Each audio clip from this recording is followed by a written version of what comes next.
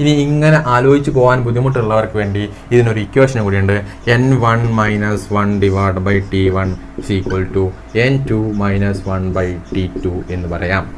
n1 - 1 by t2 = n2 - 1 by t2. n1 എന്ന് പറഞ്ഞാൽ ആദ്യത്തെ വട്ടം എത്ര മടങ്ങാകുന്നു, എത്ര ഇരട്ടിയാകുന്നു, എത്ര മടങ്ങാകുന്നു, എത്ര ഇരട്ടിയാകുന്നു. ആദ്യത്തെ കേസിൽ നോക്കി, ആദ്യത്തെ കേസിൽ എന്താണ്? 6 വർഷം കൊണ്ട് 2 മടങ്ങാകുന്നു. n1 എന്ന് പറഞ്ഞാൽ 2 ആണ്. 2 - 1 ഡിവൈഡഡ് ബൈ എത്ര വർഷം കൊണ്ടാണ്? 6 വർഷം കൊണ്ടാണ്. = രണ്ടാമത്തെ കേസിൽ എന്താണ്? എത്ര മടങ്ങാകുന്നു? 4 മടങ്ങാകുന്നു. അപ്പോൾ n2 എന്ന് പറഞ്ഞാൽ 4 ആണ്. 4 - 1 എത്ര വർഷം കൊണ്ടാണ് നമുക്കറിയോ? ഇല്ല. അപ്പോൾ അത് t2 എന്ന് തന്നെ കൊടുക്കുന്നു.